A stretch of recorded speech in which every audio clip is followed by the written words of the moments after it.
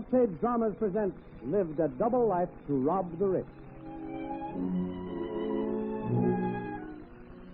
This week's Front Page drama, Lived a Double Life to Rob the Rich, is a dramatization of a true life story of the same name, which appears in next Sunday's issue of the American Weekly, the magazine with the greatest circulation in the world, which comes to you at no extra cost as part of your Hearst Sunday newspaper.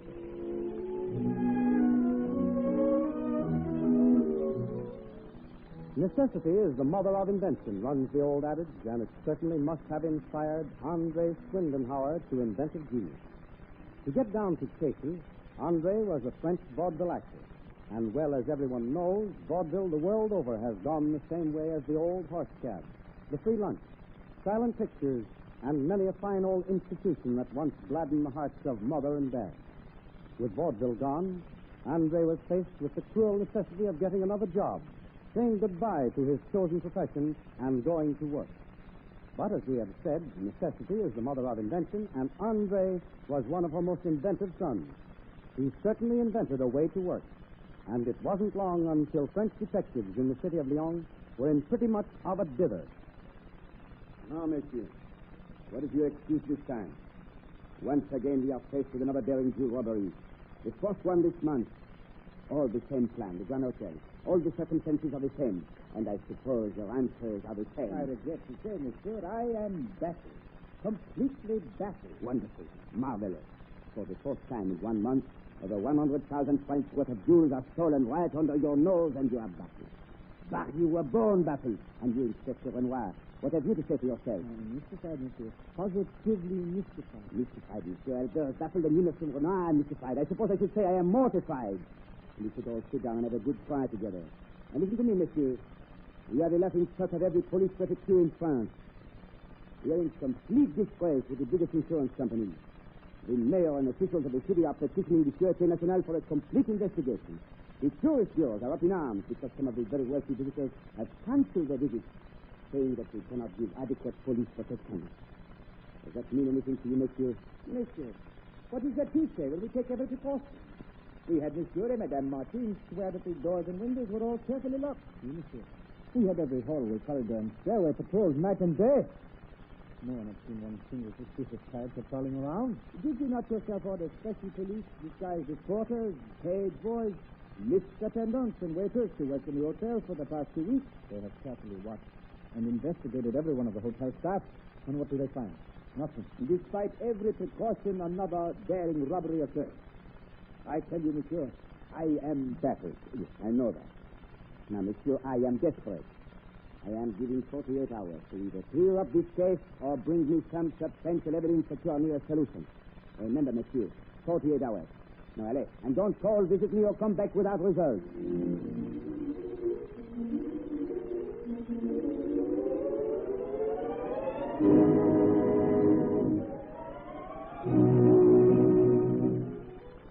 24 hours passed, still no clue, no development.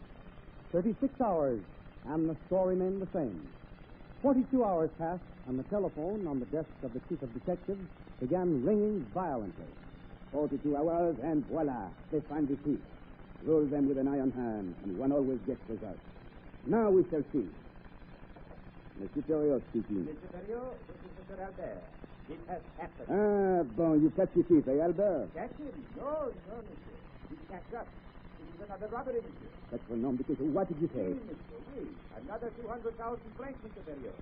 An American jewel collector at the Hotel Grand again. Just 1 hour ago, his entire collection valued at 200,000 francs. Disappeared. Monsieur, I am baffled. Monsieur, you are discharged. Remain there until I come over. Keep everybody on the coast guard. No one must enter or leave the hotel until I arrive. And make a complete investigation. Place a full guard around the hotel. Guard every floor. I will be there immediately.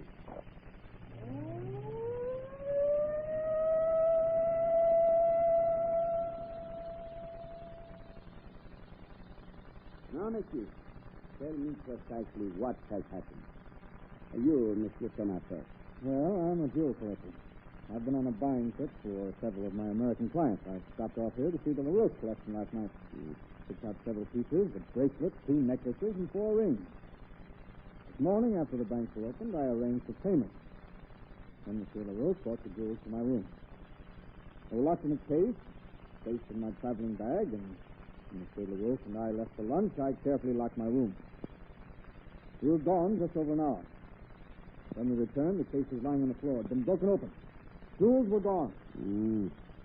And there was no one in Lyon except yourself and Monsieur LaRoche, who knew of your mission here. Dr. Chesney, the Bank of Lyon, who arranged for the transfer of the funds. I see.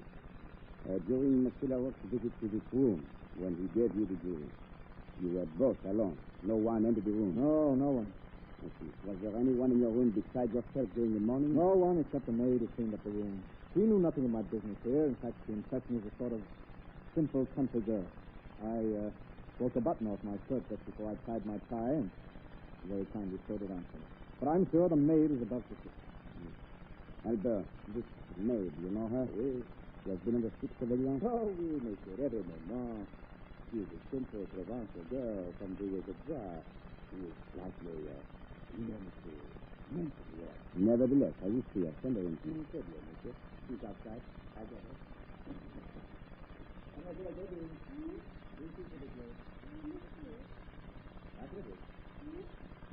Voilà, monsieur.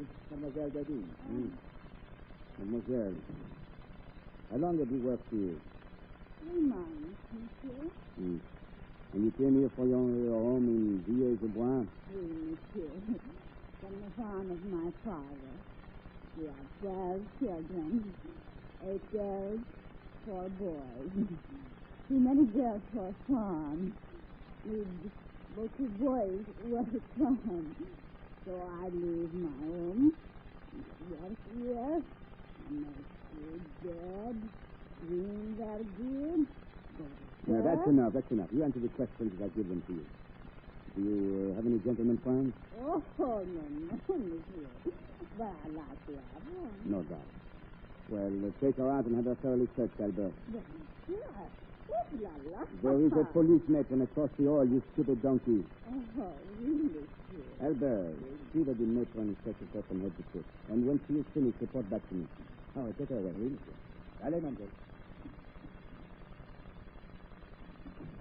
I don't see why you're taking all those precautions with such a simple country girl.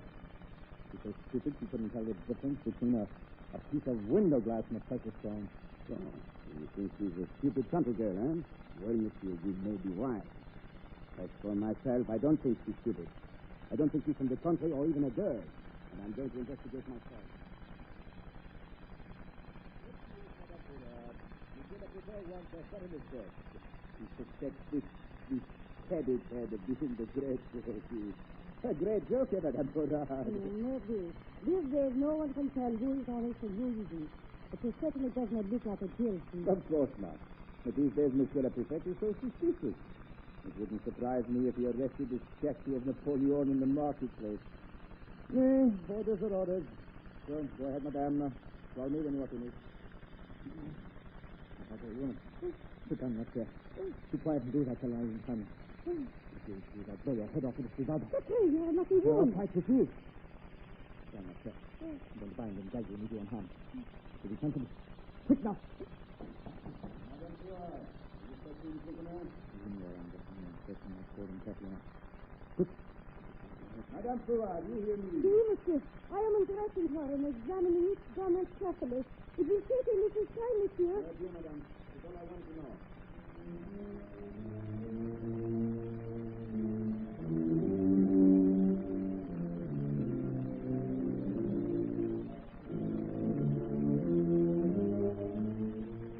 Patiently, the prefect of police and his staff waited for the police matron, Madame Poirot, to finish her examination of the maid.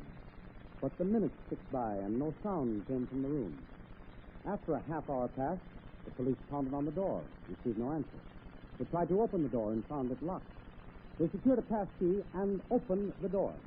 There, you fool. What did I tell you? Untie Madame Poirot. Take that gag off her mouth. Hurry, the chief already has a big start on us. Take the gag off first. That's it. Now, Madame, what does this mean? That maid, monsieur. She's not a maid, but a man. The moment we were alone, she drew a revolver, threatened to blow my head off if I uttered a sound. What did I do? She made me talk to you when you knocked on the door. Yes. When you were gone, she bound and gagged me and went out that window, climbed around the ledge and was father. All right, quickly, spread an alarm throughout the city, the province. That's the thief. He must be captured. What is going on here? Well, Monsieur le Prefect, here is your prisoner. What? I found Monsieur, in a cafe just a few blocks from the hotel. But you... He sent me out to call him a pawnbroker to look for some of the stolen jewels. I stopped in at the cafe Le Noir, and sitting in the back, I see the blonde head of Mademoiselle. Well, I noticed the hair is crooked. So? So I draw my revolver and steal up to her. Quickly, I snatch off the blonde hair, and voila, what you are found. Monsieur Andre Swindahara, the flower of our shop, the famous female impersonator. Monsieur, I am Baffled. No, I know. But I was not. The size of his hands and feet made me suspicious. Still, I am baffled, because Monsieur Andre was once a big star. Often I see and enjoy his vaudeville performance in the old days at the Palais de Variété. But Monsieur has fallen on evil days. No more vaudeville, no more work. Soon his money's all gone. So we turn to this, a jewel thief. Well, see? It looks as though you French detectives will have to change your famous motto. Cherchez la femme, find the female. Yes. Find the female. Impersonator.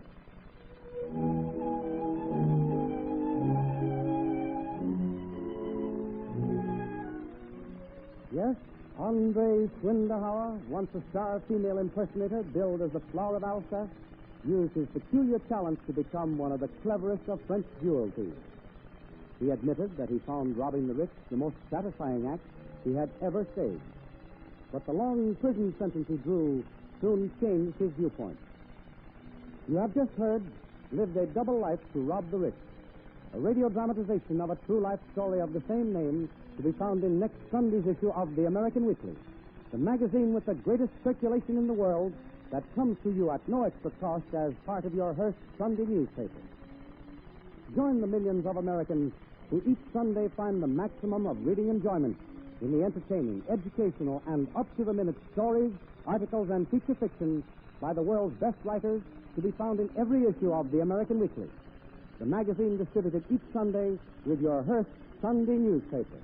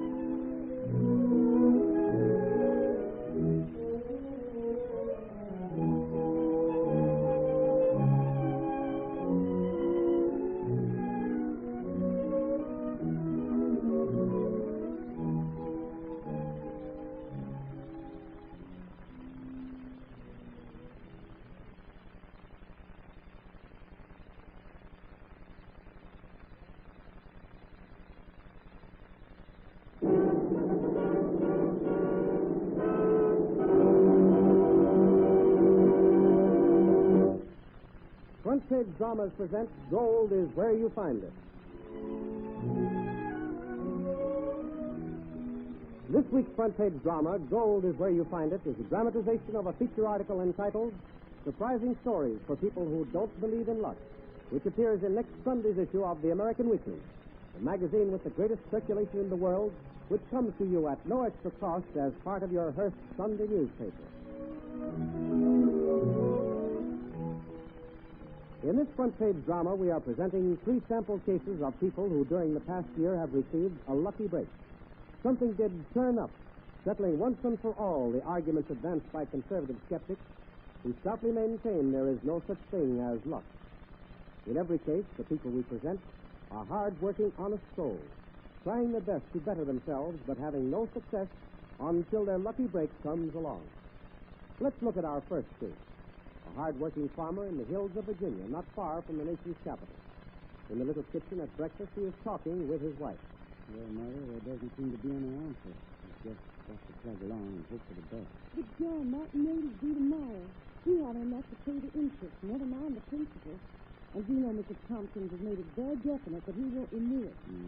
We can come and take the place over. You're welcome. I can't make a living of it, so we can have it. So where can we go? What can we do? We've worked this farm for 37 years. Now, don't worry.